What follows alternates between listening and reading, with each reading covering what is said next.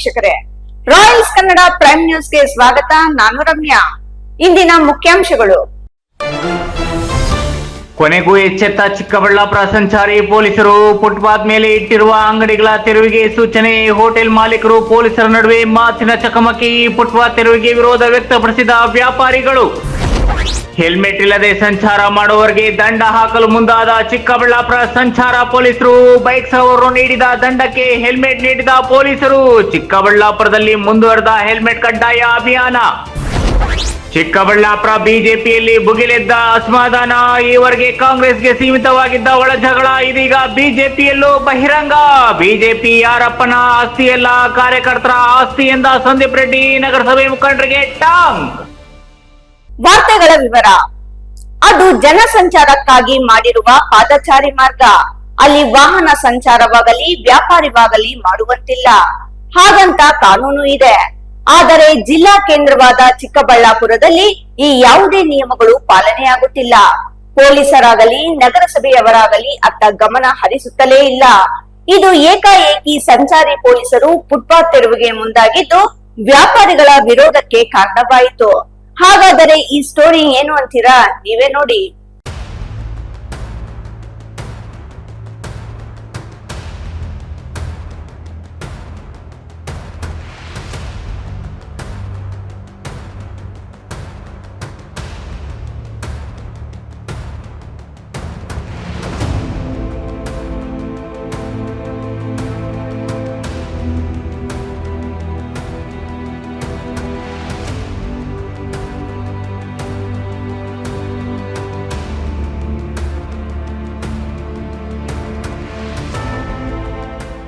ವೀಕ್ಷಕರೇ, ಈ ಹೋಟೆಲ್ ಮಾಲೀಕನ ದರ್ಪವನ್ನ ಒಮ್ಮೆ ನೋಡಿ. ಚಿಕ್ಕಬಳ್ಳಾಪುರದ ಖಾಸಗಿ ಬಸ್ ನಿಲ್ದಾಣದಲ್ಲಿ ಜನರ ಸಂಚಾರಕ್ಕೆ ಅಂತ ನಿರ್ಮಿಸಿರುವ ಪಾದಚಾರಿ ಮಾರ್ಗದಲ್ಲಿ ರಾಜಾರೋಷವಾಗಿ ಟೇಬಲ್ ಹಾಕಿ ಬರುವ ಗ್ರಾಹಕರಿಗೆ ಅದೇ ಟೇಬಲ್ ಮೇಲೆ ಊಟ ತಿಂಡಿ ಬಡಿಸ್ತಿದ್ದಾನೆ. ಪೊಲೀಸರು ಬಂದು ಫುಟ್ಪಾತ್ ಮೇಲೆ ಈ ಟೇಬಲ್ ತೆರವು ಮಾಡುವಂತೆ ಸೂಚನೆ ನೀಡಿದರೆ ಪೊಲೀಸರ ಮೇಲೆಯೇ ದರ್ಪ ತೋರ್ತಿದ್ದಾನೆ. ಅಲ್ಲದೆ ಅದಕ್ಕೆ ಬಾಡಿಗೆಯನ್ನು ನಗರಸಭೆಗೆ ನೀಡ್ತಿರೋದಾಗಿ ಆವಾಜ್ ಹಾಕ್ತಿದ್ದಾನೆ. ಹಾಗಾದ್ರೆ ಫುಟ್ಪಾತ್ ಒತ್ತುವರಿ ಮಾಡಿಕೊಳ್ಳಲು ನಗರಸಭೆಯವರು ವ್ಯಾಪಾರಿಗಳಿಂದ ಹಣ ಪಡಿತಿದ್ದಾರಾ? ಗೊತ್ತಿಲ್ಲ.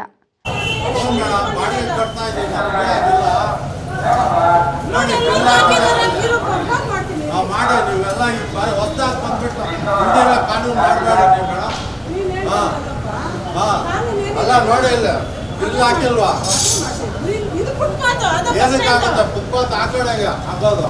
ಇಲ್ಲವರೆಗೂ ನಮ್ಗೆ ಐತೆ ಪರ್ಮಿಷನ್.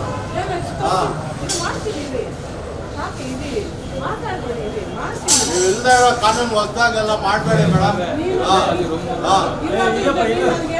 ಅಲ್ಲ, ಹೊಸದಾಗ ಬಂದ ಇಲ್ಲದೆ ಇರೋ ಕಾನೂನು. ಇಷ್ಟು ವರ್ಷ ಇದ್ರು ಯಾರು ಬಂದಿಲ್ಲ.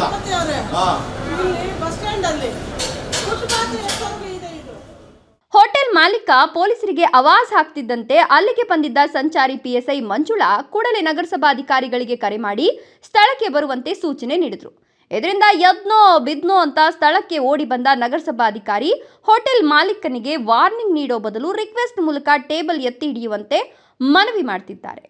ಅಂದ್ರೆ ಅಲ್ಲಿ ನಗರಸಭೆಯವರ ಕರಾಮತ್ತು ಏನೋ ಇದೆ ಅನ್ನೋ ಅನುಮಾನ ಎಲ್ಲರನ್ನ ಕಾಡದೇ ಇರದು.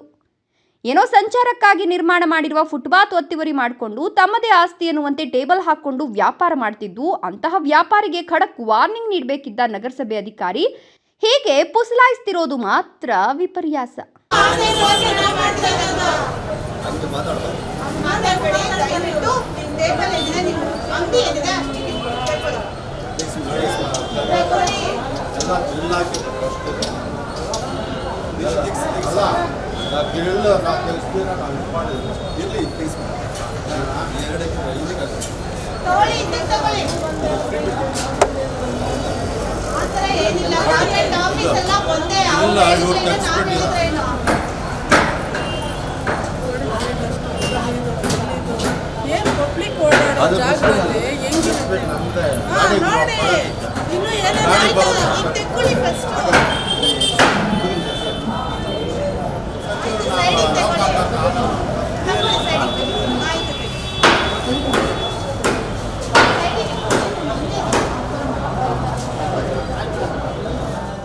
ನೋಡಿದ್ರಲ್ಲ, ನಗರಸಭಾ ಅಧಿಕಾರಿಯ ಪೇಚಾಟವನ್ನ. ಹೀಗೆ ಫುಟ್ಪಾತ್ ವ್ಯಾಪಾರಿಗಳೊಂದಿಗೆ ಇಷ್ಟು ನಯ ವಿನಯ ತೋರಿಸಲು ಕಾರಣ ಏನು ಎಂಬ ಪ್ರಶ್ನೆಯನ್ನ ಜಿಲ್ಲಾಧಿಕಾರಿಗಳೇ ಈ ಅಧಿಕಾರಿಗೆ ಕೇಳಬೇಕಿದೆ. ಚಿಕ್ಕಬಳ್ಳಾಪುರದ ಖಾಸಗಿ ಬಸ್ ನಿಲ್ದಾಣದಲ್ಲಿರುವ ಈ ಹೋಟೆಲ್ ಪಾದಚಾರಿ ಮಾರ್ಗವನ್ನ ಸಂಪೂರ್ಣವಾಗಿ ಒತ್ತುವರಿ ಮಾಡಿಕೊಂಡಿದ್ರೂ ಖಡಕ್ ವಾರ್ನಿಂಗ್ ನೀಡಲು ಸಾಧ್ಯವಾಗದ ಈ ನಗರಸಭಾ ಅಧಿಕಾರಿಗಳಿಂದ ನಗರದ ಸ್ವಚ್ಛತೆ ಮತ್ತು ಒತ್ತುವರಿ ತೆರವು ನಿರೀಕ್ಷೆ ಮಾಡಲು ಸಾಧ್ಯವೇ? ಇಂತಹ ಹೋಟೆಲ್ ಮಾಲೀಕರಿಗೆ ಕೇವಲ ದಂಡ ವಿಧಿಸಿದ್ರೆ ಸಾಲದು, ಕೂಡಲೇ ಇವರ ಪರವಾನಗಿ ರದ್ದುಪಡಿಸುವ ಕೆಲಸ ಆಗಬೇಕು ಅಂತ ನಾಗರಿಕರು ಆಗ್ರಹಿಸಿದ್ದಾರೆ. ಇನ್ನು ಇಲ್ಲಿ ನೋಡಿ, ಇದು ನಗರದ ಖಾಸಗಿ ಬಸ್ ನಿಲ್ದಾಣವೇ? ಅಂಗಡಿಯ ಶೋಕೇಸ್ ಅಂಗಡಿ ಬಿಟ್ಟು ಫುಟ್ಪಾತ್ ಎಷ್ಟು ಆವರಿಸಿಕೊಂಡಿದೆ, ಅದರ ಆಚೆ ನೀರಿನ ಬಾಟಲ್ಗಳು ಎಷ್ಟು ಜಾಗ ಆಕ್ರಮಿಸಿಕೊಂಡಿವೆ ಎಂಬುದನ್ನು ನೋಡಿ. ಈ ಅಂಗಡಿಗೆ ಮಾತ್ರ ಪೊಲೀಸರು ವಾರ್ನಿಂಗ್ ನೀಡ್ತಿದ್ದಂತೆ ಅದನ್ನು ಒಳಗೆ ಸರಿಸುವ ಕೆಲಸ ಮಾಡಿದ್ರು. ಆದರೆ ಪೊಲೀಸರು ಅತ್ತ ಹೋಗ್ತಿದ್ದಂತೆ ಮತ್ತೆ ಫುಟ್ಪಾತ್ ಮೇಲೆ ಶೋಕೇಸ್ ಸ್ಥಾಪಿತವಾಗಿತ್ತು. ಅದನ್ನು ನೋಡಲು ಮತ್ತೆ ಪೊಲೀಸರು ಅತ್ತ ಬರಲೇ ಇಲ್ಲ. ಹಾಗಾಗಿ ಎಂದಿನಂತೆ ಅಂಗಡಿ ಮಾಲೀಕ ವ್ಯಾಪಾರ ಮುಂದುವರಿಸ್ದ. ಇನ್ನು ಇಲ್ಲಿ ನೋಡಿ, ಸಂತೆಯಲ್ಲಿ ರಾಶಿ ಹಾಕಿದಂತೆ ತರಕಾರಿಯನ್ನು ರಸ್ತೆ, ಫುಟ್ಪಾತ್ ಯಾವುದನ್ನು ನೋಡದೆ ವಿಸ್ತಾರವಾಗಿ ಹರಡ್ಕೊಂಡು ವ್ಯಾಪಾರ ಮಾಡ್ತಿರುವ ತರಕಾರಿ ವ್ಯಾಪಾರಿಯನ್ನು ನೋಡಿ. ಇವರಿಗೆ ಜೀವನಾಧಾರ ಬೀದಿ ವ್ಯಾಪಾರ. ಹಾಗಂತ ಇಡೀ ಬೀದಿ ಇವರಿಗೆ ಬರೆದುಕೊಟ್ಟವರಂತೆ ಫುಟ್ಪಾತ್ ಮತ್ತು ರಸ್ತೆ ಆಕ್ರಮಿಸಿಕೊಂಡು ವ್ಯಾಪಾರ ಮಾಡಲು ಇವರಿಗೆ ಅವಕಾಶ ನೀಡಿದವರು ಯಾರು? ಈ ಪ್ರಶ್ನೆ ಕೇಳೋರೇ ಇಲ್ಲದ ಕಾರಣ ಈವರೆಗೂ ಚಿಕ್ಕಬಳ್ಳಾಪುರದ ಯಾವುದೇ ಮುಖ್ಯ ರಸ್ತೆಯ ಫುಟ್ಪಾತ್ ಜನರು ಸಂಚರಿಸಲು ಕಾಣಸಿಗದ ಸ್ಥಿತಿ ನಿರ್ಮಾಣವಾಗಿದೆ. ಇದು ಬೇರೆ ಕೆಲಸ ಇಲ್ಲದೆ ಕಾರಣಕ್ಕೋ ಏನೋ ಪಾಪ ಸಂಚಾರಿ PSI ಮಂಜುಳಾ ಮೇಡಮ್ ಅವರಿಗೆ ಈ ಫುಟ್ಪಾತ್ ಸಮಸ್ಯೆ ಕಂಡು ಬಿದ್ದಂತಿದೆ. ಸಂಚಾರಿ ಪೊಲೀಸರ ಈ ಒತ್ತುವರಿ ತೆರವು ಎಂಬುದು ಕೇವಲ ಇಂದಿಗೆ ಮಾತ್ರ ಸೀಮಿತ ಎಂಬುದು ಚಿಕ್ಕಬಳ್ಳಾಪುರ ನಾಗರಿಕರ ಬಲವಾದ ವಿಶ್ವಾಸ. ಯಾಕಂದ್ರೆ ಈ ಸಂಚಾರಿ ಪೊಲೀಸರಿಗೆ ಇಂದು ಕಂಡಿರುವ ಸಮಸ್ಯೆ ನಾಳೆ ಸಮಸ್ಯೆಯಾಗಿ ಕಾಣುವುದೇ ಇಲ್ಲ. ಈ ಹಿಂದೆ ಅನೇಕ ಸಮಸ್ಯೆಗಳ ಬಗ್ಗೆ ಇವರು ಮಾಡಿರೋದೇ ಅದು. ಹಾಗಾಗಿ ಈ ಫುಟ್ಪಾತ್ ಒತ್ತುವರಿ ತೆರವು ಅನ್ನೋದು ಇಂದಿಗೆ ಮಾತ್ರ ಸೀಮಿತವಾಗಿದ್ದು ನಾಳೆಯಿಂದ ಯಥಾಸ್ಥಿತಿ ಒತ್ತುವರಿ ಮಾಡಿಕೊಂಡು ವ್ಯಾಪಾರ ಮುಂದುವರಿಯಲಿದೆ. ಆದರೆ ಪೊಲೀಸರು ಮಾತ್ರ ಅತ್ತ ಕಣ್ಣೆತ್ತಿಯೂ ನೋಡಲ್ಲ ಅಂತ ಪ್ರಜ್ಞಾವಂತರು ಆಡ್ಕೊಳ್ತಿದ್ದಾರೆ. ಒಟ್ನಲ್ಲಿ ಜನರ ಮಾತಿನಂತೆ ಚಿಕ್ಕಬಳ್ಳಾಪುರ ಸಂಚಾರಿ ಪೊಲೀಸರು ಈ ಫುಟ್ಪಾತ್ ತೆರವು ಕಾರ್ಯಾಚರಣೆಯನ್ನ ಇಂದಿಗೆ ಮಾತ್ರ ಸೀಮಿತಗೊಳಿಸಿದ್ದಾರಾ ಅಥವಾ ನಿರಂತರವಾಗಿ ಮುಂದುವರಿಸಿ ಪಾದಚಾರಿಗಳ ಸಂಚಾರಕ್ಕೆ ಅನುವು ಮಾಡಿಕೊಡಲಿದ್ದಾರೆ ಎಂಬುದನ್ನು ಮುಂದಿನ ದಿನಗಳಲ್ಲಿ ಕಾದು ನೋಡಬೇಕಿದೆ. ನಾವು Chikkaballapur traffic sub inspector Manjula ಅಂತ. ಇವತ್ತು ನಾನು ನನ್ನ ಸಿಬ್ಬಂದಿ ಎಲ್ಲನೂ ಫುಟ್ಪಾತ್ ಮೇಲೆ ಎಲ್ಲ ಫುಟ್ಪಾತಲ್ಲಿ ಅಂಗಡಿಗಳಿಟ್ಕೊಂಡು ವ್ಯಾಪಾರ ಮಾಡಿಕೊಂಡು ಸಾರ್ವಜನಿಕರು ಓಡಾಡೋಕ್ಕೆ ಅನಾನುಕೂಲವಾಗಿರುತ್ತೆ. ಸಾರ್ವಜನಿಕರು ಅದು ಫುಟ್ಪಾತ್ ಎಲ್ಲ ತೆರವುಗೊಳಿಸಬೇಕು ಅಂತ ನನ್ನ ಬಳಿ ಹೇಳಿದ್ದರಿಂದ ಹಾಗೂ ನಮ್ಮ ಮೇಲಾಧಿಕಾರಿಗಳು ಸಹ ಫುಟ್ಪಾತ್ ಅಂಗಡಿಗಳೆಲ್ಲ ತೆರವುಗೊಳಿಸಿ ಸಾರ್ವಜನಿಕರು ಓಡಾಡೋದಕ್ಕೆ ಅನುಕೂಲ ಮಾಡಿಕೊಡಿ ಅಂತ ನನಗೆ ಸೂಚನೆ ನೀಡಿದ್ದರ ಮೇರೆಗೆ ನಾನು ಮತ್ತು ನನ್ನ ಸಿಬ್ಬಂದಿ ಹಾಗೂ ನಗರಸಭೆ ಅಧಿಕಾರಿಯಾದ ಚಲಪತಿ ಸರ್ ಅವ್ರನ್ನ ಕರೆದುಕೊಂಡು ಇವತ್ತು MG road, Bagepalli road, court road, civil bus stand total ಫುಟ್ಪಾತಲ್ಲಿ ಯಾರ್ಯಾರು ಅಂಗಡಿಗಳಿಟ್ಟಿದ್ರು ಅವ್ರಿಗೆಲ್ಲ ತೆರವುಗೊಳಿಸಿ ಪಿಟಿ ಕೇಸ್ ಹಾಕಿರುತ್ತೇನೆ. ಅದೇ ರೀತಿ ಕೋಟ್ಪಾ ಸಿಗರೇಟ್ ಸೇದೋರ ವಿರುದ್ಧ ಮತ್ತು ಕೋಟ್ಪಾ ಯಾವುದು ಮದ್ಯಪಾನದ್ರ ಬಗ್ಗೆ ಬೋರ್ಡ್ಗಳಾಗದೇ ಇರೋದು ಮತ್ತು ಗುಟ್ಕಾಗಳು ಅದು ಇದು ಮಾರೋದೆಲ್ಲನೂ ಆ ಅಂಗಡಿಗಳಿಗೆಲ್ಲನೂ ಕೋಟ್ಪಾ ಕೇಸ್ ಹಾಕಿದ್ದೀನಿ. ಒಂದು 50 ಪಿಟಿ ಕೇಸ್ ಹಾಕ್ಕೊಂಡು ಒಂದು 20 ಕೋಟ್ಪಾ ಕೇಸ್ ಹಾಕಿದ್ದೀನಿ ಎಲ್ಲರಿಗೂ. ಮತ್ತು ಈಗ MG ರೋಡಲ್ಲಿ ಬರೀ ಕಲಂಗ್ರಿ ಅಂಗಡಿಗಳು ಇಟ್ಕೊಂಡಿರೋದನ್ನು ತೆರವುಗೊಳಿಸೋದಕ್ಕೋಸ್ಕರ ನಮ್ಮ ನಗರಸಭೆ ಚಲಪತಿ ಸರ್ ಅವ್ರು ಕರ್ಕೊಂಡು ಇವತ್ತೆಲ್ಲ ವಾರ್ನ್ ಮಾಡಿದ್ದೀವಿ. ನಾಳೆ ಎಲ್ಲ ರಿಮೂವ್ ಮಾಡ್ಸೋಕ್ಕೆ ಹೇಳಿದ್ದೀವಿ. ನಾವು ಅವೈಲೇಬಲ್ ಇದ್ದರೆ ಇಲ್ಲಿ ಬಂದೋಬಸ್ತು ಏನೂ ಇಲ್ಲೇ ಇದ್ದರೆ ನಾವು ಮಾಡ್ತೀವಿ. ಆದರೂ ದಿನ ಬಂದು ನಾವು ಪೊಲೀಸರು ಮಾಡೋಕ್ಕಾಗಲ್ಲ. ಅವ್ರಿಗೆ ಒಂದ್ಸಲ ಫೈನ್ ಹಾಕಿ ಅವೇರ್ನೆಸ್ ಕೊಟ್ಟಿದ್ದೀವಿ. ಅದು ಫಾಲೋ ಅಪ್ ಮಾಡೋದು ಅವ್ರ ಸಾರ್ವಜನಿಕರ ಕರ್ತವ್ಯ. ಅದಕ್ಕೋಸ್ಕರ ಸಾರ್ವಜನಿಕರಿಗೆ ವಿನಂತಿಸ್ಕೊಳ್ಳೋದೇನೆಂದರೆ ದಯವಿಟ್ಟು ಯಾರೂ ಸಹ ಫುಟ್ಪಾತ್ ಮೇಲೆ ಅಂಗಡಿಗಳು ಹಾಕೋಬೇಡಿ, ಜನ ಓಡಾಡೋದಕ್ಕೆ ಅನುಕೂಲ ಮಾಡಿಕೊಡಿ ಅಂತ ಹೇಳ್ಬಿಟ್ಟು ಸಾರ್ವಜನಿಕರಿಗೆ ವಿನಂತಿಸ್ಕೊಳ್ತಾ ಇದ್ದೀವಿ. ಅದೇ ಥರ ಹಾಕಿ ಸೀಸ್ ಮಾಡ್ತೀವಿ. ಫುಟ್ಪಾತ್ ಮೇಲೆ ಏನು ಇಟ್ಟಿದ್ದಾರೋ ಅದನ್ನು ನಗರಸಭೆ ಸಹಕಾರದೊಂದಿಗೆ ಅದನ್ನು ಖಾಲಿ ಮಾಡಿಸ್ತಾರೆ.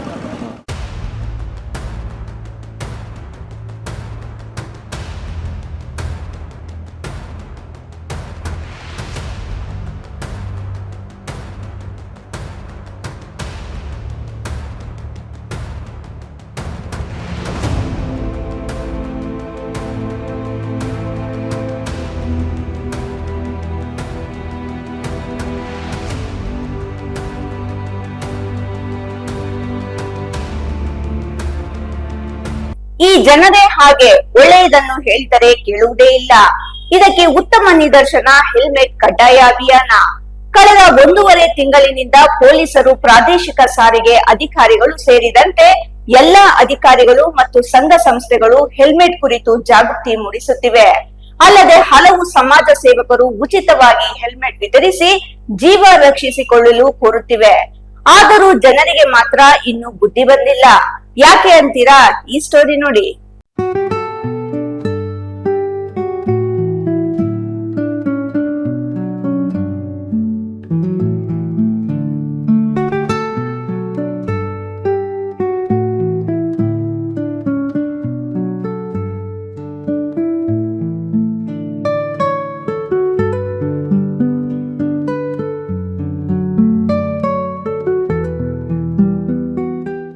ಹೀಗೆ ಬೀದಿಯಲ್ಲಿ ಹೋಗ್ತಿರೋ ವೃದ್ಧನನ್ನ ಕರೆದು ತಲೆಗೆ ಹೆಲ್ಮೆಟ್ ಹಾಕ್ತಿರೋ ಪೊಲೀಸರು. ಹೆಲ್ಮೆಟ್ ಇಲ್ಲದೆ ರಸ್ತೆಗೆ ಬಂದು ಪೊಲೀಸರಿಗೆ ಸಿಕ್ಕಾಕೊಂಡ ಅಪರಾಧ ಆ ವೃದ್ಧನಲ್ಲಿ. ಅಲ್ಲಿಗೆ ಬಿಡದ ಸಂಚಾರಿ ಪೊಲೀಸರು ಆತನ ತಲೆ ಮೇಲೆ ಹೆಲ್ಮೆಟ್ ಇಟ್ಟು ಕೈಯಲ್ಲಿದ್ದ ದಂಡದ ಪುಸ್ತಕದಿಂದ ದಂಡ ಬರೆದು ಬೈಕ್ ಸವಾರನ ಜೇಬಿಗಿಟ್ಟು ಅದೇ ಜೇಬಿನಲ್ಲಿದ್ದ ದಂಡದ ಹಣ ಪಡೆದು ಬೈಕ್ ಸವಾರನಿಗೆ ವಾರ್ನಿಂಗ್ ನೀಡ್ತಿರೋ ಈ ದೃಶ್ಯಗಳು ಕಂಡುಬಂದದ್ದು ಚಿಕ್ಕಬಳ್ಳಾಪುರ ನಗರದ ಶಿಡ್ಲಘಟ್ಟ ವೃತ್ತದಲ್ಲಿ. ಹೌದು, ಕಳೆದ 1.5 ತಿಂಗಳಿನಿಂದ ನಿಮ್ಮ ಕುಟುಂಬ ಮತ್ತು ನಿಮ್ಮ ಜೀವ ಉಳಿಸಿಕೊಳ್ಳಲು ಪ್ರತಿಯೊಬ್ಬ ಬೈಕ್ ಸವಾರರು ತಪ್ಪದೆ ಹೆಲ್ಮೆಟ್ ಧರಿಸುವಂತೆ ನಿರಂತರವಾಗಿ ಸರ್ಕಾರಿ ಅಧಿಕಾರಿಗಳು, ಪೊಲೀಸರು, ಸಂಘ ಸಂಸ್ಥೆಗಳು ಜಾಗೃತಿ ಮೂಡಿಸಿದ್ವು. ಈಗಲೂ ಮೂಡಿಸಲಾಗ್ತಿದೆ. ಆದರೆ ನಮ್ಮ ಚಿಕ್ಕಬಳ್ಳಾಪುರದ ಜನತೆ ಮಾತ್ರ ಈಗಲೂ ತಮ್ಮ ನಿರ್ಲಕ್ಷ್ಯ ಮುಂದುವರಿಸಿದ್ದಾರೆ. ಹಾಗಾಗಿ ರಸ್ತೆಯಲ್ಲಿ ನಿಂತ ಸಂಚಾರಿ ಪೊಲೀಸರು ಹೆಲ್ಮೆಟ್ ಇಲ್ಲದೆ ವಾಹನ ಓಡಿಸೋ ಬೈಕ್ ಸವಾರನನ್ನು ತಡೆದು ದಂಡ ಹಾಕಿದ್ರು. ಅವರು ನೀಡಿದ ದಂಡದ ಮೊತ್ತಕ್ಕೆ ಹೆಲ್ಮೆಟ್ ನೀಡಿ ಇನ್ನು ಮುಂದೆ ಹೆಲ್ಮೆಟ್ ಇಲ್ಲದೆ ವಾಹನ ಓಡಿಸದಂತೆ ಎಚ್ಚರಿಕೆಯನ್ನು ಕೊಟ್ಟರು. ಇನ್ನು ಪೊಲೀಸರು ಎಷ್ಟೇ ಜಾಗೃತಿ ಮೂಡಿಸಲಿ, ಯಾರೇ ಎಷ್ಟೇ ಉಚಿತ ಹೆಲ್ಮೆಟ್ ನೀಡಲಿ, ಅವನ್ನ ಪಡೆದು ಮನೆಯಲ್ಲಿಡುವ ಬೈಕ್ ಸವಾರರು ನೇರವಾಗಿ ಹೆಲ್ಮೆಟ್ ಇಲ್ಲದೆ ರಸ್ತೆಗೆ ಬರೋದು ಸಾಮಾನ್ಯ. ಹಾಗಾಗಿ ಪ್ರಸ್ತುತ ದಂಡ ಕಟ್ಟಿ ಹೆಲ್ಮೆಟ್ ಪಡೆದ ಬೈಕ್ ಸವಾರರು ಮತ್ತೊಮ್ಮೆ ಹೆಲ್ಮೆಟ್ ಇಲ್ಲದೆ ರಸ್ತೆಯಲ್ಲಿ ವಾಹನ ಓಡಿಸೋದು ಕಂಡುಬಂದರೆ ವಾಹನ ವಶಕ್ಕೆ ಪಡೆಯುವ ಜೊತೆಗೆ ಅಂತಹ ಬೈಕ್ ಸವಾರರ ವಿರುದ್ಧ ಪ್ರಕರಣ ದಾಖಲಿಸುವ ಎಚ್ಚರಿಕೆಯನ್ನು ಸಂಚಾರಿ ಪೊಲೀಸರು ನೀಡಿದ್ದಾರೆ. ಕೇವಲ ಕೆಲವು ನಿಮಿಷಗಳಲ್ಲಿ ಇಷ್ಟೊಂದು ಮಟ್ಟದ ಬೈಕ್ ಸವಾರರು ಹೆಲ್ಮೆಟ್ ಇಲ್ಲದೆ ಬೈಕ್ ಓಡಿಸುತ್ತಿದ್ದು, ಇನ್ನು ಇಡೀ ದಿನ ಎಷ್ಟು ಮಂದಿ ಸಂಚಾರ ಮಾಡಬಹುದು ಎಂಬುದನ್ನು ನೀವೇ ಊಹಿಸಿ. ಇಂತಹ ನಿರ್ಲಕ್ಷ್ಯ ಮಾಡೋ ಬೈಕ್ ಸವಾರರಿಗೆ ದಂಡಂ ದಶಗುಣಂ ಎಂಬಂತೆ ಪ್ರಕರಣ ದಾಖಲಿಸಿ ಕಠಿಣ ಕ್ರಮ ಕೈಗೊಳ್ಳುವವರೆಗೂ ಇವರ ಚಾಳಿ ಬಿಡುವ ಲಕ್ಷಣಗಳು ಕಾಣ್ತಿಲ್ಲ. ಹಾಗಾಗಿ ಪೊಲೀಸರು ಹೆಲ್ಮೆಟ್ ಇಲ್ಲದೆ ಬೈಕ್ ಓಡಿಸೋ ಸವಾರರ ವಿರುದ್ಧ ಕಠಿಣ ಕಾನೂನು ಕ್ರಮ ಜರುಗಿಸಬೇಕು ಅಂತ ಸಾರ್ವಜನಿಕರು ಒತ್ತಾಯಿಸಿದ್ದಾರೆ. ಅಲ್ಲದೆ ಅಪ್ರಾಪ್ತರು ಬೈಕ್ ಓಡಿಸೋದನ್ನ ಒಂದೇ ಬೈಕ್ನಲ್ಲಿ 3 ಜನ 4 ಜನ ಸಂಚಾರ ಮಾಡೋದು ನಗರದಲ್ಲಿ ಹೆಚ್ಚಾಗಿದ್ದು, ಈ ಕುರಿತಾಗಿಯೂ ಪೊಲೀಸರು ಗಮನ ಹರಿಸಬೇಕು ಅಂತ ಪ್ರಜ್ಞಾವಂತರು ಹೇಳ್ತಿದ್ದಾರೆ. ಯಾರು ಏಜ್ ಆಗಿರೋರು, ಯಾರು ಹೆಲ್ಮೆಟ್ ಹಾಕ್ತಿರೋ ಬಂದಿದ್ದಾರೋ ಅವ್ರಿಗೆ ಸ್ವಲ್ಪ ಒಂದು 25ರಿಂದ 30 ಹೆಲ್ಮೆಟ್ ಕೊಟ್ಟಿದ್ದೀನಿ. ಅವರು ಇನ್ನು ಮುಂದೆ ನೆಕ್ಸ್ಟ್ ಏನಾದರೂ ನನ್ನ ಕೈಗೆ ಸಿಕ್ಕಿ ಹೆಲ್ಮೆಟ್ ಇಲ್ಲ ಅಂತಂದರೆ ಅವ್ರಿಗೆ ಹೆಲ್ಮೆಟ್ ಕೇಸು ಹಾಕೋರ ಜೊತೆಗೆ ಗಾಡಿನೂ ಸೀಸ್ ಮಾಡಬೇಕು.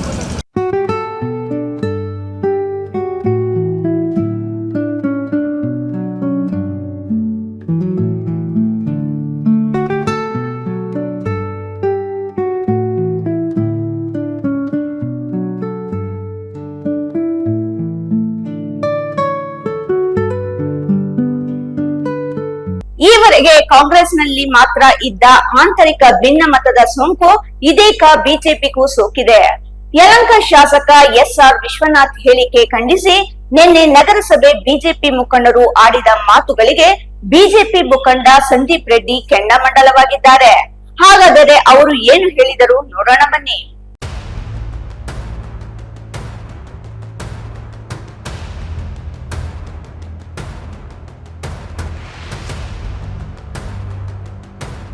ವೀಕ್ಷಕರೇ, ಇಲ್ಲಿ ಬಿಜೆಪಿ ಯಾರಪ್ಪನ ಆಸ್ತಿಯಲ್ಲ ಅಂತ ಆಕ್ರೋಶಭರಿತರಾಗಿ ಮಾತನಾಡುತ್ತಿರೋ ವ್ಯಕ್ತಿಯ ಹೆಸರು ಸಂದೀಪ್ ರೆಡ್ಡಿ.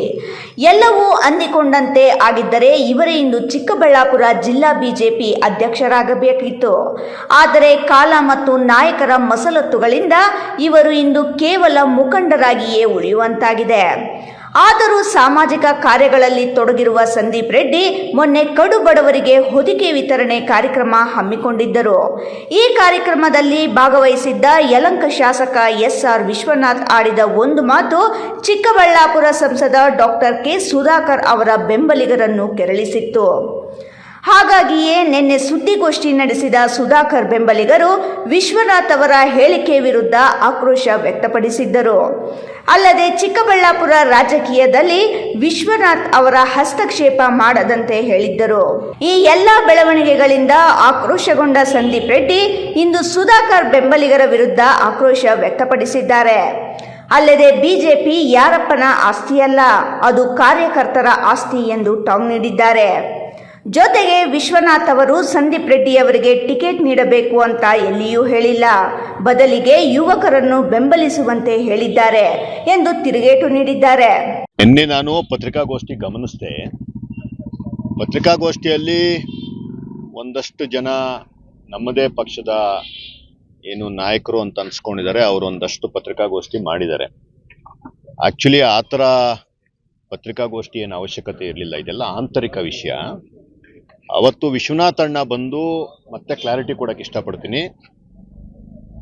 ಏನು ಸುಧಾಕರ್ ಅವರು ತುಂಬ ಮುತ್ಸದ್ದಿ ರಾಜಕಾರಣಿ ಇದ್ದಾರೆ, ತುಂಬ ಅನುಭವಿ ಆಗಿದ್ದಾರೆ, ಇಲ್ಲಿ ಮಂತ್ರಿಗಳಾಗಿದ್ದಂಥವ್ರು. ಅವರಿಗೆ ವಿಶ್ವನಾಯಕ ವಿಶ್ವಗುರು ನಮ್ಮ ನರೇಂದ್ರ ಮೋದಿ ಅವರ ಜೊತೆ ಕೂತ್ಕೊಂಡು ಕೆಲಸ ಮಾಡುವಂತಹ ಅವಕಾಶ ಸಿಕ್ಕಿದೆ. ಮುಂದಿನ ದಿನಗಳಲ್ಲಿ ಅವರು ಮಂತ್ರಿ ಸಹ ಆಗಲಿ.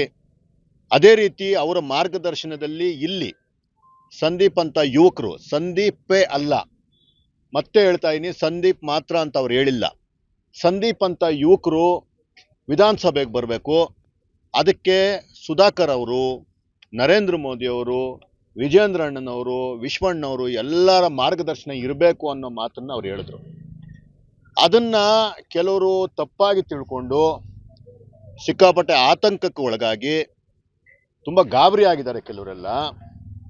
ಯಾವುದೇ ಕಾರಣಕ್ಕೂ ಯಾರೋ ಒಬ್ಬ ನಾಯಕರು ಕೊಡೋಂತಹ ಹೇಳಿಕೆಗಳಿಗೆ ಟಿಕೆಟ್ಗಳು ಅದನ್ನು ಕನ್ಫರ್ಮ್ ಮಾಡೋದಿಲ್ಲ. ಇವೆಲ್ಲ ನಮಗಿಂತ ಹೆಚ್ಚಾಗಿ ರಾಜಕೀಯ ನೋಡ್ಕೊಂಡು ಬಂದಿದ್ದೀರಾ. ಈಗ ಗಜೇಂದ್ರ ಅವರೇ ಅಲ್ಲಿ ಕೂತ್ಕೊಂಡು ಅಧ್ಯಕ್ಷರಾಗಿ, ನಗರಸಭಾ ಅಧ್ಯಕ್ಷರಾಗಿ ಆಗಬೇಕಾದ್ರೆ ಏನೆಲ್ಲ ಸರ್ಕಸ್ ಮಾಡಿದ್ರು ಅಂತ ಅವ್ರಿಗೆ ಗೊತ್ತಿದೆ. ಆ ರೀತಿ ಬೇರೆ ಬೇರೆ ಪ್ರೋಸೆಸ್ ಇರುತ್ತೆ.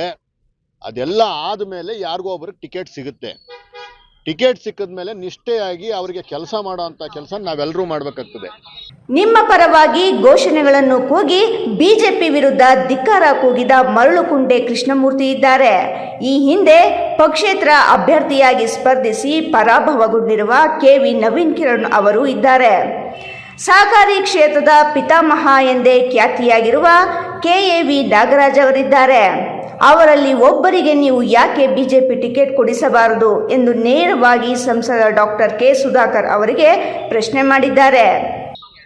ನಮ್ಮ ಯುವಕರು, ನಮ್ಮ ಬೇರೆ ಬೇರೆ ಯಾರಾದರೂ ಇದ್ದಾರೆ ಚಿಕ್ಕಬಳ್ಳಾಪುರದಲ್ಲಿ ಅಂದರೆ ಸಂದೀಪ್ ರೆಡ್ಡಿ ಅವ್ರು ಮಾತ್ರ ಇಲ್ಲ. ಯಾಕೆ ನಿಮಗೆ ನವೀನ್ ಕಿರಣ್ ಅವ್ರು ಕಾಣಿಸೋದಿಲ್ವಾ? ನವೀನ್ ಕಿರಣ್ ಅವ್ರಿಗೊಂದು ಅವಕಾಶ ಕೊಡಿಸ್ಬೇಕು ಅಂತ ನಿಮ್ಗೆ ಯಾರಿಗೂ ಅನ್ಸಲ್ವಾ? ಕೆವಿ ನಾಗರಾಜ್ ಅವ್ರು ನಿಮ್ಗೆ ಯಾರಿಗೂ ಕಾಣಿಸಲ್ವೇನ್ರಿ? ಕೆವಿ ನಾಗರಾಜ್ ಅವರು ಪಾಪ ಮೊನ್ನೆ ಆ ಮಿಲ್ಕ್ ಯೂನಿಯನ್ ಇದರಲ್ಲಿ ನಮ್ಮ ಪಿತಾಮಹ ಹೇಳ್ಬೇಕು ಅಂತಂದ್ರೆ ನಮ್ಮ ಚಿಕ್ಕಬಳ್ಳಾಪುರಕ್ಕೆ ಆ ಯಪ್ಪ ಟಿಕೆಟ್ ತೊಗೊಬೇಕು ಅಂತಂದ್ರೆ ಹತ್ತವ್ರೆ. ಯಾಕೆ ಅವ್ರ್ಯಾರು ಕಾಣಿಸಲ್ವಾ ನಿಮಗೆ? ಯಾಕೆ ಮರಳುಕುಂಟೆ ಕೃಷ್ಣಮೂರ್ತಿ 24 ಗಂಟೆ ಪಾಪ ನಿಮ್ಮ ಜೊತೆನೇ ಇರ್ತಾರಲ್ಲ, ನಿಮ್ಮ ಜೊತೆ ಕೆಲಸ ಮಾಡ್ತಿರ್ತಾರಲ್ಲ. ನಾನು ಅವತ್ತು ಜಿಲ್ಲಾಧ್ಯಕ್ಷ ಆದಾಗ ಪಾಪ ಯಾರೋ ಹೇಳಿದ್ರು ಅಂತೇಳಿ ಬಂದು ರಾಜ್ಯದ ಅಧ್ಯಕ್ಷರಿಗೆ ಬಿಜೆಪಿಗೆ ಧಿಕ್ಕಾರ ಕೂಗಿದ್ರಲ್ಲ ಮರಳುಕುಂಟೆ ಕೃಷ್ಣಮೂರ್ತಿ. ನಿಮಗೋಸ್ಕರ ಅವ್ರ ಭವಿಷ್ಯನ ಹಾಳು ಮಾಡ್ಕೊಂಡಿದಾರಲ್ರಿ ಬಿಜೆಪಿನಲ್ಲಿ. ಅವ್ರಿಗೆ ತೋರಿಸ್ರಿ, ಪಾಪ ಅವ್ರಿಗೆ ಕೊಡಿಸ್ರಿ ಟಿಕೆಟು.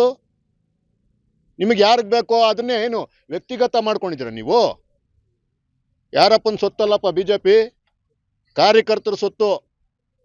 ಯಾವನೋ ಹೇಳ್ತಾ ಇದ್ದ ಯಾರೋ ಬಂದಿದ್ದಾದ್ಮೇಲೆ ಬಿಜೆಪಿ ಅಂತ. ಸುಧಾಕರ್ ಬಂದಿದ್ದಾದ್ಮೇಲೆ ಬಿಜೆಪಿಗೆ ಶಕ್ತಿ ಬಂದಿರೋದು ಖಂಡಿತ ನಿಜ, ಎಲ್ಲರೂ ಒಪ್ತೀವಿ. ಸುಧಾಕರ್ ಒಂದು ಶಕ್ತಿ. ಸುಧಾಕರ್ ನಿಜವಾಗ್ಲೂ ಒಬ್ಬರು ಲೀಡ್ರು, ಒಬ್ಬ ವಿಷನರಿ ಲೀಡ್ರು. ಅವ್ರ ಜೊತೆ ನಾವು ಹೆಗಲು ಕೊಟ್ಟು ಭುಜಕ್ಕೆ ಭುಜ ಕೊಟ್ಟು ಕೆಲಸ ಮಾಡಿದ್ದೀವಿ. ಯಾರೋ ಏನೋ ಹೇಳ್ಬಿಟ್ರೆ ಅಲ್ಲ. ಮೊನ್ನೆ MP ಎಲೆಕ್ಷನಲ್ಲಿ ಎಷ್ಟು ನಾವು ಕೆಲಸ ಮಾಡಿದ್ದೀವಿ. ಇವತ್ತು ಹೇಳ್ತೀರಾ ನೀವು MLA ಎಲೆಕ್ಷನಲ್ಲಿ ನೀವು ವಿರುದ್ಧ ಮಾಡಿದ್ದೀರಾ ಅಂತ. ಈ ಪ್ರೋಗ್ರಾಮ್ ಆದಮೇಲೆ ನನ್ನ ಮನೆ ದೇವರು ಸೀತಬೈರೇಶ್ವರನ ಪ್ರತಿಷ್ಠಾಪನೆ ಇದೆ ನಮ್ಮ ಪೆರೇಸಂದ್ರ ಭಾಗದಲ್ಲಿ, ಜೀಗಾನಹಳ್ಳಿ ಅನ್ನೋ ಒಂದು ಊರಲ್ಲಿ.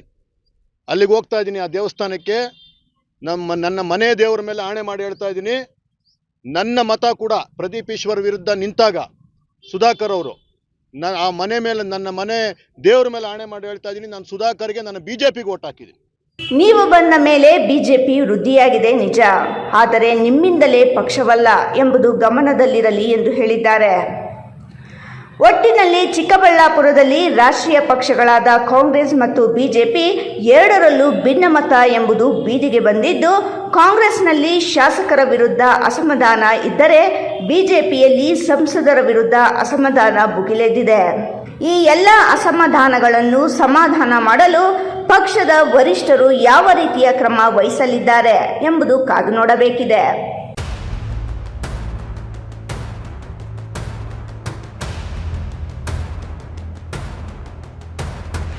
ಇದೀಗ ಸಣ್ಣದೊಂದು ವಿರಾಮದ ನಂತರ ರಾಯಲ್ಸ್ ಕನ್ನಡ ಪ್ರೈಮ್ ನ್ಯೂಸ್ ಮುಂದುವರಿಯುತ್ತದೆ. ಪ್ರಿಯ ವೀಕ್ಷಕರೇ, ಇವತ್ತು ನಮ್ಮ ದೈವಿ ಶಕ್ತಿ ಸಂಸ್ಥಾನದಿಂದ ಪ್ರತಿಷ್ಠಾಪಿಸಿ ಸಿದ್ಧಿ ಮಾಡಲಾಗಿರುವ ಕರುಂಗಲಿ ಮಾಲೆ ಮತ್ತು ಬ್ರಾಸ್ಲೈಟ್ ನಿಮಗಾಗಿ ತಲುಪಿಸಲಾಗುತ್ತಿದೆ. ನಮ್ಮ ಕರುಂಗಲಿ ಮಾಲೆಯನ್ನ ಭಾರತದ ಮಾಜಿ ಪ್ರಧಾನಮಂತ್ರಿಗಳಾದ ಇಂದಿರಾ ಗಾಂಧಿ ಅವರಿಂದ ಹಿಡಿದು ಈಗಿನ ಸ್ಟಾರ್ ನಟರಾದ ಧನುಷ್ ರವರು ಕೂಡ ಧರಿಸಿ ಅಷ್ಟೈಶ್ವರ್ಯಗಳನ್ನು ಪಡೆದಿದ್ದಾರೆ. 8 mm ಸರ್ಟಿಫೈಡ್ ಕರುಂಗಲಿ ಮಾಲೆಯನ್ನ ಎಬೋನಿ ಮರದ ತುಂಡುಗಳಿಂದ ಡಾರ್ಕ್ ಬ್ರೌನ್ ಬಣ್ಣದಿಂದ ಚೆಕ್ ಮಾಡಬಹುದು. ದಿವ್ಯ ಶಕ್ತಿ ಕರುಂಗಲಿ ಮಾಲೆಯನ್ನ ಧರಿಸೋದ್ರಿಂದ ಅಥವಾ ಮನೆ ಮತ್ತು ಅಂಗಡಿಗಳಲ್ಲಿ ಪ್ರತಿಷ್ಠಾಪಿಸೋದ್ರಿಂದ ಸಾಲಬಾಧೆ, ಕಾಲಸರ್ಪ, ದೃಷ್ಟಿದೋಷ, ಮಕ್ಕಳ ವಿದ್ಯಾಭ್ಯಾಸ, ಅನಾರೋಗ್ಯ, ಮನೆಯಲ್ಲಿ ಅಶಾಂತಿ ಮುಂತಾದ ಸಾಕಷ್ಟು ಸಮಸ್ಯೆಗಳಿಂದ ಮುಕ್ತಿ ಮಾಡಿ ನೆಗೆಟಿವ್ ಎನರ್ಜಿಯನ್ನ ದೂರ ಮಾಡಿ ಮೆದುಳಿನ ನರತಂತುಗಳ ಮೇಲೆ ಪ್ರಭಾವ ಬೀರಿ ಅಗೋಚರ ಪ್ರಯೋಜನಗಳನ್ನು ಪಡೆಯಿರಿ. ಟಿವಿ ಸ್ಕ್ರೀನ್ ಮೇಲೆ ಕಾಣುವ ನಂಬರ್ಗೆ ಈಗಲೇ ಆರ್ಡರ್ ಮಾಡಿ. ವಿರಾಮದ ನಂತರ ರಾಯಲ್ಸ್ ಕನ್ನಡ ಪ್ರೈಮ್ ನ್ಯೂಸ್ಗೆ ಸ್ವಾಗತ. ನಾಗನಾಳ ಗ್ರಾಮದ ಸರ್ವೆ ನಂಬರ್ 41-42ರಲ್ಲಿ ಸೋಮಶೇಖರ್ ಅವರಿಗೆ ಸೇರಿದ ಜಲ್ಲಿ ಕ್ರಷರ್ನಿಂದ ಗ್ರಾಮಸ್ಥರಿಗೆ ಯಾವುದೇ ತೊಂದರೆಯಾಗುತ್ತಿಲ್ಲ. ಸುಳ್ಳು ದೂರು ಪರಿಗಣಿಸದೆ ಜಲ್ಲಿ ಕ್ರಷರ್ ಮತ್ತು ಕಲ್ಲು ಗಣಿಗಾರಿಕೆ ನಡೆಸಲು ಅವಕಾಶ ಮಾಡಿಕೊಡುವಂತೆ ನಗರದ ಜಿಲ್ಲಾಧಿಕಾರಿ ಕಚೇರಿ ಎದುರು ನಾಗನಾಳ ಮತ್ತು ಸುತ್ತಮುತ್ತಲಿನ ಗ್ರಾಮಸ್ಥರು ಪ್ರತಿಭಟನೆ ನಡೆಸಿದರು.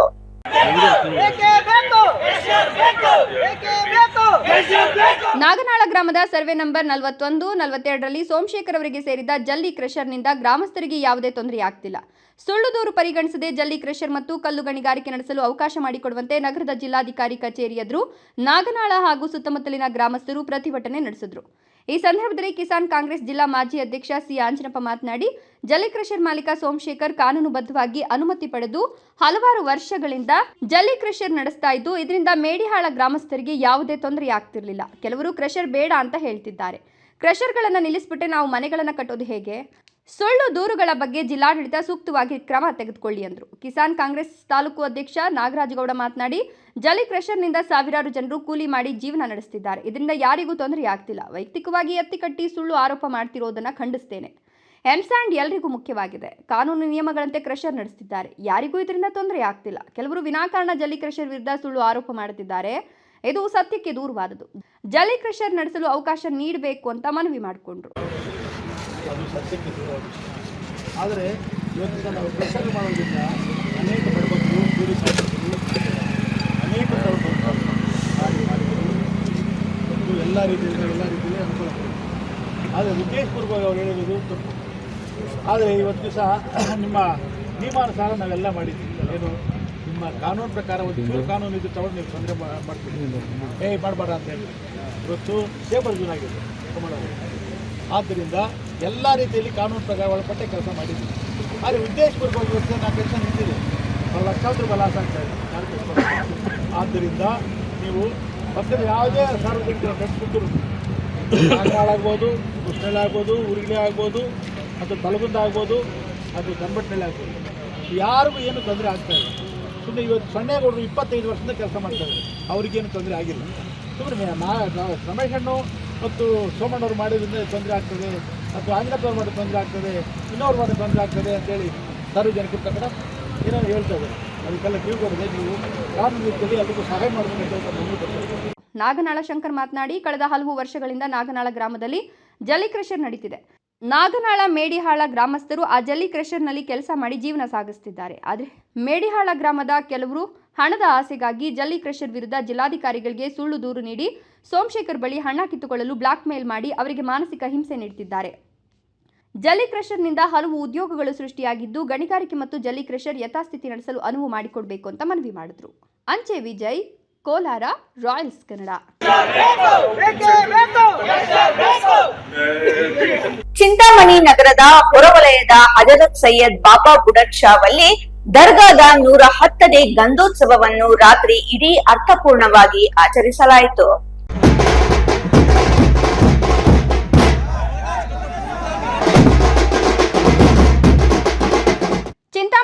ವೆಂಕಟಗಿರಿ ಕೋಟೆಯ ಅಬ್ದುಲ್ ರಶೀದ್ ಕುಟುಂಬಸ್ಥರ ಮನೆಯಿಂದ ಹಜರತ್ ಸೈಯದ್ ಬಾಬಾ ಬುಡನ್ ಶಾವಲಿ ಗಂಧೋತ್ಸವ ಹಮ್ಮಿಕೊಳ್ಳಲಾಗಿತ್ತು. ದರ್ಗಾದ ಮುಜಾವಾರ್ಗಳು ಮತ್ತು ಫಕೀರರು ಗಂಧೋತ್ಸವವನ್ನು ತೆಗೆದುಕೊಂಡು ವೆಂಕಟಗಿರಿ ಕೋಟೆಯ ಪ್ರಮುಖ ಬೀದಿಗಳಲ್ಲಿ ಮೆರವಣಿಗೆಯ ಮೂಲಕ ದರ್ಗಾ ತಲುಪಿದ್ರು. ಅಲ್ಲಿ ಗಂಧವನ್ನು ಸಮರ್ಪಿಸಿ ದೇಶದ ಜನರ ಒಳಿತಿಗಾಗಿ ವಿಶೇಷ ಪೂಜೆ ಪ್ರಾರ್ಥನೆ ಸಲ್ಲಿಸಿದ್ರು. ಗಂಧವನ್ನು ತೆಗೆದುಕೊಂಡು ಹೋಗುವ ಸೊಂದಲ್ ಮೆರವಣಿಗೆ ವಿಶೇಷ ಆಕರ್ಷಣೆಯಾಗಿತ್ತು. ಸ್ಥಳೀಯ ಹಾಗೂ ಸುತ್ತಮುತ್ತಲಿನ ಜನರು ರಸ್ತೆಯ ಇಕ್ಕೆಲೆಗಳಲ್ಲಿ ನಿಂತು ಮೆರವಣಿಗೆಯನ್ನು ವೀಕ್ಷಿಸಿದರು. ಉರುಸ್ ಅಂಗವಾಗಿ ದರ್ಗಾವನ್ನು ವಿಶೇಷವಾಗಿ ಅಲಂಕರಿಸಲಾಗಿತ್ತು. ವಿದ್ಯುತ್ ದೀಪಗಳಿಂದ ದರ್ಗಾ ನವ ವಧುವಿನಂತೆ ಕಂಗೊಳಿಸುತ್ತಿತ್ತು. ಈ ವೇಳೆ ಅಬ್ದುಲ್ ಹಫೀಜ್ ಮಾತನಾಡಿ, ಕಳೆದ 50 ವರ್ಷಗಳಿಂದ ಗಂಧೋತ್ಸವ ನಡೆಸುತ್ತಿದ್ದೇವೆ. ನಮ್ಮ ತಾತ ತಂದೆ ಕಾಲದಿಂದಲೂ ಗಂಧೋತ್ಸವ ನಡೆಸುತ್ತಿದ್ದೇವೆ. ಹಿಂದೂ ಮುಸ್ಲಿಂ ಒಗ್ಗಟ್ಟಾಗಿ ಯಾವುದೇ ಗೊಂದಲಗಳಿಲ್ಲದೆ ಗಂಧೋತ್ಸವವನ್ನು ನಡೆಸಿಕೊಂಡು ಬರಲಾಗುತ್ತಿದೆ ಎಂದರು. ಈ ಗಂಧೋತ್ಸವದಲ್ಲಿ ಯಾವುದೇ ಅಹಿತಕರ ಘಟನೆ ನಡೆಯದಂತೆ ಸೂಕ್ತ ಪೊಲೀಸ್ ಬಂದೋಬಸ್ತ್ ಏರ್ಪಡಿಸಲಾಗಿತ್ತು. Imran Khan, RK, Chintamani, Royals Kannada.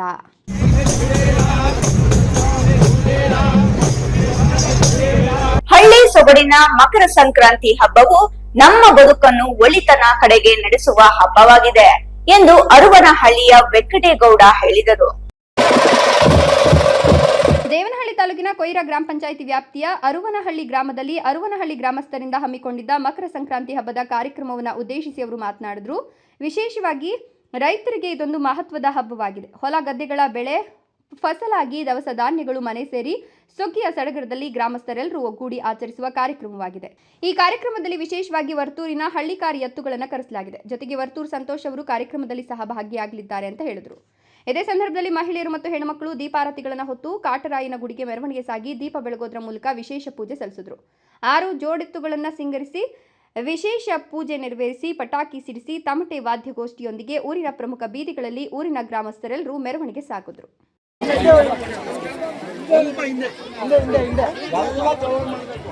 ಕೇಂದ್ರದಲ್ಲಿ ಈ ಹಿಂದೆ ಆಡಳಿತ ನಡೆಸುತ್ತಿದ್ದ ಯುಪಿಎ ಸರ್ಕಾರ ಬಡವರಿಗೆ ಕೂಲಿ ನೀಡಲು ಮನ್ರೇಗಾ ಯೋಜನೆ ಜಾರಿಗೆ ತಂದಿದ್ದು, ಈಗಿನ ಬಿಜೆಪಿ ಸರ್ಕಾರ ನರೇಗಾ ಕಾಯ್ದೆ ರದ್ದುಪಡಿಸಿ ಜಿ ಯೋಜನೆ ಜಾರಿಗೊಳಿಸಿ ಖಾಸಗೀಕರಣ ಮಾಡಲು ಹೊರಟಿದೆ ಎಂದು ಶಾಸಕ ಕೆ.ವೈ. ನಂಜೇಗೌಡ ಹೇಳಿದರು.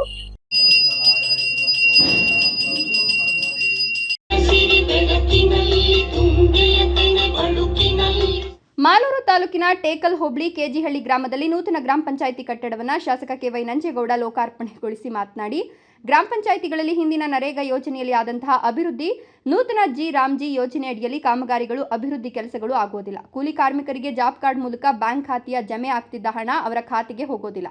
ಗುತ್ತಿಗೆದಾರರೇ ಕಾಮಗಾರಿಗಳನ್ನು ನಡೆಸುತ್ತಾರೆ. ಇದರಿಂದ ಗ್ರಾಮ ಪಂಚಾಯಿತಿಗಳಿಗೆ ಯಾವುದೇ ಪ್ರಯೋಜನವಾಗುವುದಿಲ್ಲ ಅಂದರು. ಈ ಹೊಸ ಕಾಯ್ದೆ ರದ್ದುಪಡಿಸಿ ಹಿಂದಿನಂತೆ ಮನ್ರೇಗಾವನ್ನು ಕಾರ್ಯರೂಪಕ್ಕೆ ತರಲು ಅಧಿವೇಶನದಲ್ಲಿ ಚರ್ಚಿಸಿ ಕೇಂದ್ರ ಸರ್ಕಾರಕ್ಕೆ ಎಲ್ಲ ಶಾಸಕರು ಪ್ರಸ್ತಾವನೆ ಸಲ್ಲಿಸಲಾಗಿದೆ ಅಂತ ಶಾಸಕ ಕೆ.ವೈ. ನಂಜೇಗೌಡ ಹೇಳಿದರು. ಏನ್ ಬೇಕಾದ್ರೂ ಕೂಡ ನಿನ್ ತೋಟದಲ್ಲಿ ಕೆಲಸ ಆಗ್ಬೇಕಾ ಅವಾಗ ಚೆನ್ನಾಗಿಲ್ಲ. ನರೇಗಾದಲ್ಲಿ ಇತ್ತಲ್ಲ, ಇನ್ಯಾರು ಕನಸಲ್ಲಿ ಇಟ್ಕೊಂಡ್ಬಿಡ್ರಿ, ಚೇರ್ಮನ್ ಆಗೋದೇ ಲಾಸ್ಟ್, ನಿನ್ನ ಅವಧಿಗೆ ಲಾಸ್ಟ್. ನಾಳಿಂದ ನರೇಗಾ ಇನ್ನು ಹೊಸದಾಗಿ ಕಮಿಟಿ ಬರ್ತಿರಲ್ಲ, ನಿಮ್ ಕತೆ ಮುಗಿದೋಯ್ತು. ನರೇಗಾ ಏನ್ ಮಾಡವ್ರೆ, ಏನೋ ಜಿ ಏನು ಅಂತ ಹೆಸರಿಟ್ಬಿಟ್ಟು ಕಾಂಟ್ರಾಕ್ಟ್ ತಂದ್ಬಿಟ್ಟವ್ರಲ್ಲಿ. ಇವತ್ತು ಗ್ರಾಮ ಪಂಚಾಯತಿನಲ್ಲಿ ಎಷ್ಟು ಹಳ್ಳಿದೆ ನಿಮ್ಮ ಪಂಚಾಯತಿನಲ್ಲಿ? 22 ಮೆಂಬರ್ ಇದ್ರಿ. ನಮ್ಮ ಯಾವ ಊರಲ್ಲಿ ಏನ್ ಕೆಲಸ ಬೇಕು ನೀವೇ ತೀರ್ಮಾನ ತಗೊಂಡ್ರಿ. ಯಾರು ಗ್ರಾಮ ಪಂಚಾಯತಿ ಮೆಂಬರ್ಸ್, ನಿಮ್ಮ ಚೇರ್ಮನ್, ನಿಮ್ಮ ಆಡಳಿತ. ಇವತ್ತು ನೀವು ತೀರ್ಮಾನ ತಗೊಂಡಂಗಿಲ್ಲ. ಕೇಂದ್ರ ಸರ್ಕಾರ ಕೆಜಳ್ಳಿ ಗ್ರಾಮ ಪಂಚಾಯತಿಯಲ್ಲಿ ಯಾವ ಊರಲ್ಲಿ ಏನಾರ ಕೆಲಸ ಮಾಡ್ಬೇಕಾದ್ರೆ ಅವ್ರು ಆಯ್ಕೆ ಮಾಡಿದ್ಮೇಲೆ ಆಮೇಲೆ ನೀವು ಕೆಲಸ ಮಾಡಂಗಿಲ್ಲ. ಕಾಂಟ್ರಾಕ್ಟರ್, ನರೇಗಾ ಕಾಂಟ್ರಾಕ್ಟ್ ಇರ್ಲಿಲ್ಲ, ಜಾಬ್ ಕಾರ್ಡ್ ಕೆಲಸ ಮಾಡಿದ್ರೆ ನೇರವಾಗಿ ಅವರ ಅಕೌಂಟ್ ದುಡ್ಡು ಹೋಗ್ತಾ ಇತ್ತು. ಇಲ್ಲ ಅದಿಲ್ಲ, ಈಗ ತೆಗೆದವ್ರೆ. ಅದನ್ನೇ ಮೊನ್ನೆ ವಿಶೇಷ ವಿಧಾನಸಭೆ ಕರೆದು ಸನ್ಮಾನ್ಯ ಮುಖ್ಯಮಂತ್ರಿಗಳು ಸಿದ್ದರಾಮಯ್ಯರು ನಮ್ಮ ಒಪ್ಪಿಗೆ ಇಲ್ಲ, ಇದಕ್ಕೆ ಮೊದಲೇ ಏನಿತ್ತು ನರೇಗಾ ಅದನ್ನೇ ಮುಂದುವರಿಸಬೇಕು ಅಂತೇಳಿ ಒಂದು ರಿಜಿಸ್ಟರ್ ಮಾಡಿ ಕರ್ನಾಟಕ ರಾಜ್ಯದಲ್ಲಿ ಒಂದು ಕೇಂದ್ರ ಸರ್ಕಾರಕ್ಕೆ ಕಳಿಸುವಂತ ಕೆಲಸ ಮಾಡಿದೆ. ವೃದ್ಧ ವ್ಯಕ್ತಿಯೊಬ್ಬ ರೈಲಿಗೆ ಸಿಲುಕಿ ಮೃತಪಟ್ಟಿರುವ ಘಟನೆ ಚಿಕ್ಕಬಳ್ಳಾಪುರ ಹೊರವಲಯದಲ್ಲಿ ನಡೆದಿದ್ದು, ಮಾನಸಿಕವಾಗಿ ಬಲಹೀನನಾಗಿದ್ದ ವೃದ್ಧ ಆಕಸ್ಮಿಕವಾಗಿ ರೈಲಿಗೆ ಸಿಲುಕಿ ಮೃತಪಟ್ಟನೆ ಅಥವಾ ಉದ್ದೇಶಪೂರ್ವಕವಾಗಿ ಆತ್ಮಹತ್ಯೆ ಮಾಡಿಕೊಂಡಿದ್ದಾರೆಯೇ ಎಂಬ ಬಗ್ಗೆ ರೈಲ್ವೆ ಪೊಲೀಸರ ತನಿಖೆ ನಡೆಯುತ್ತಿದೆ.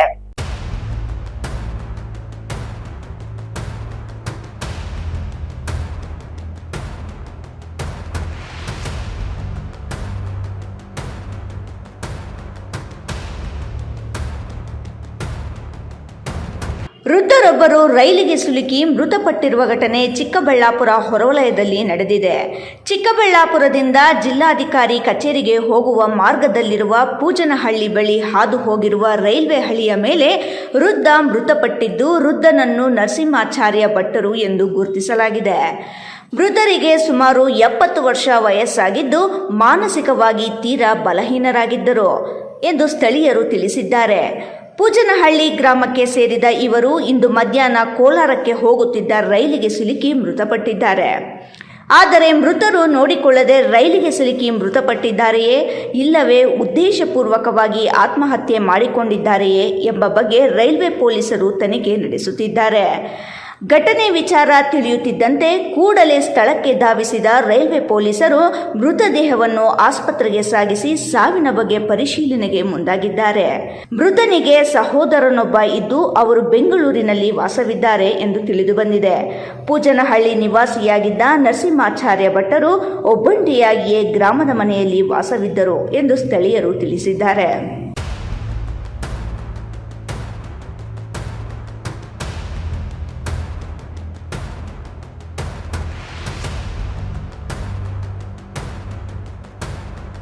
ಇದೀಗ ಮತ್ತೊಮ್ಮೆ ಹೆಡ್ಲೈನ್ಸ್.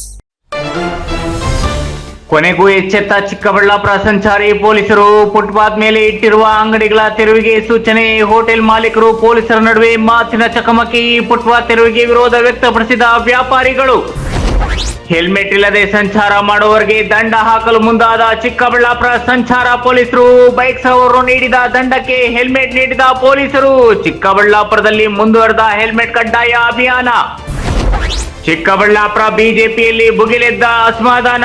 ಈವರೆಗೆ ಕಾಂಗ್ರೆಸ್ಗೆ ಸೀಮಿತವಾಗಿದ್ದ ಒಳ ಜಗಳ ಇದೀಗ ಬಿಜೆಪಿಯಲ್ಲೂ ಬಹಿರಂಗ.